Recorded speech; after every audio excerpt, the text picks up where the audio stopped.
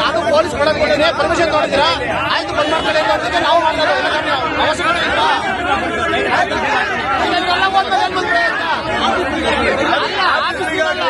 Main ರೋಡ್ಗೆ ನಾವು main ರೋಡ್ಗೆ ನಿಲ್ಸ್ಕೊಬೇಕು ಆಫೀಸ್ ಅಂತ ಪ್ರಯತ್ನ ಹೌದಣ್ಣ ರೋಡ್ ಸೈಡ್ ಎಲ್ಲ ರೋಡ್ ಸೈಡ್ ಎಲ್ಲ ಪಬ್ಲಿಕ್ ಹಾಕತ್ತೆ ಅವಾಗ ಮಾಡೋಣ ಮಾಡಿ ಆಯ್ತು ಅವಾಗ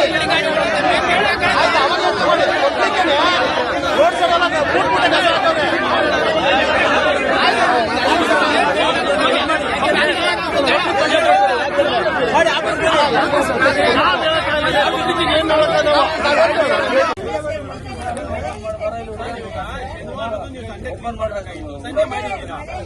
ಸಂಡೆ ಕೆಲಸ ಆಗಿದ್ಯಾ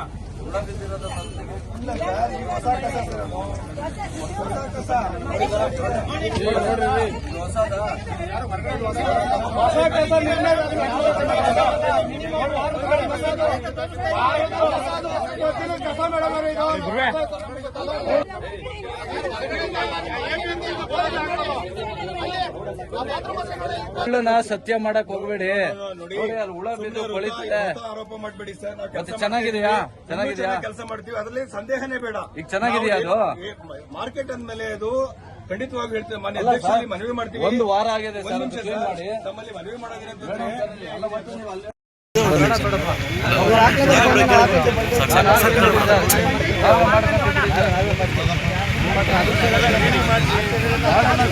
ಪ್ರತಿಫಲ ಏನಾರ ಮಾಡಲ್ಲ.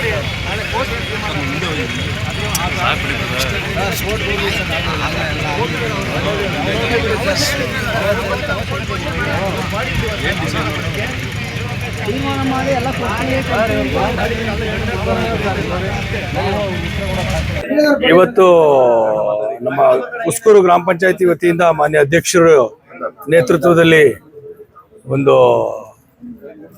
ಪ್ರತಿಭಟನೆ ಮಾಡಬೇಕು ಅಂತ ಹೇಳಿ ಯಾವುದು ತೆರಿಗೆ ಪಾವತಿ ಸಂಬಂಧಪಟ್ಟಂಗೆ APMC ಪಂಚಾಯತಿಗೆ ತೆರಿಗೆ ಪಾವತಿ ಮಾಡಬೇಕು ಅನ್ನೋ ವಿಚಾರವಾಗಿ ಒಂದು ಪ್ರತಿಭಟನೆ ಕಾರ್ಯಕ್ರಮವನ್ನು ಹಮ್ಮಿಕೊಂಡಿದ್ರು.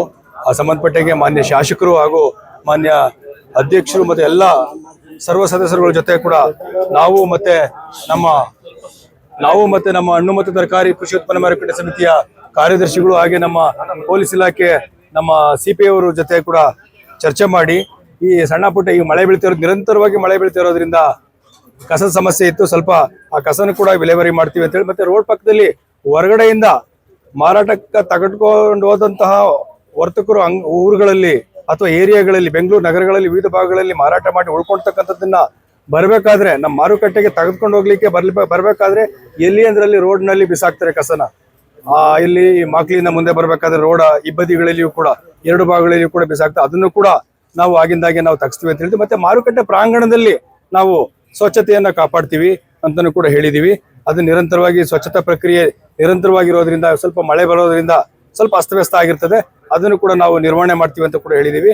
ಮತ್ತೆ ಏನಾದ್ರೂ ರೋಡ್ ನಲ್ಲಿ ಸಣ್ಣ ಪುಟ್ಟ ಪಾಟ್ವಲ್ ನಮ್ಮ APMC ಮುಂದ್ಗಡೆ ಬಿದ್ರೆ ಅದನ್ನು ಕೂಡ ನಮ್ಮ APMC ವತಿಯಿಂದ ಪಾಟ್ವಲ್ಸ್ ಮುಚ್ಚೋಕೆ ವೆಟ್ ಮಿಕ್ಸ್ ಏನಾದ್ರು ಹಾಕಿ ತಾತ್ಕಾಲಿಕವಾಗಿ ರೆಮಿಡಿ ಏನ್ ಮಾಡ್ಬೇಕು ಅದನ್ನ ಮಾಡ್ಲಿಕ್ಕೂ ಕೂಡ ನಾವು ಹೇಳಿದೀವಿ. ಮಾನ್ಯ ಶಾಸಕರಲ್ಲಿ ಕೂಡ ಮನವಿ ಮಾಡಿದೀವಿ.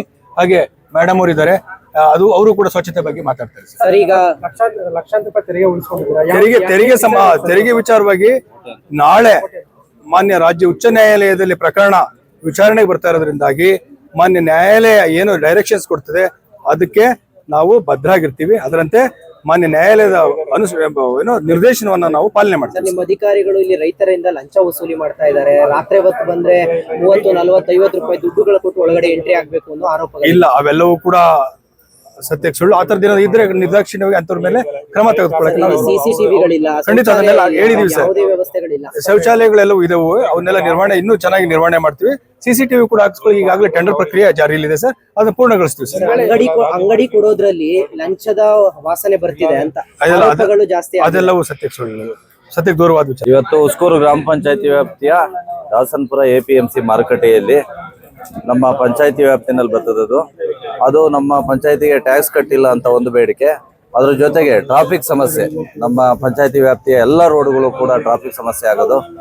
ಅದ್ರ ಜೊತೆಗೆ ಕಸ ಎಲ್ಲಂದ್ರಲ್ಲಿ ರೋಡ್ಗಳಲ್ಲಿ ತಗೊಂಬಂದು ಎಲ್ಲಂದ್ರಲ್ಲಿ ಸುರಿದ್ಬಿಟ್ಟು ದೊರೆನಗಸಂದ್ರದಿಂದ ಹಿಡಿದು ಬೆತ್ತನಗೆರೆವರೆಗೂ ಎಲ್ಲಾ ರೋಡ್ಗಳಲ್ಲೂ ಕಸ ಹಾಕ್ತಿದ್ರು. ಅದನ್ನ ಸಮರ್ಪಕವಾಗಿ ಬಗೆಹರಿಸಬೇಕು.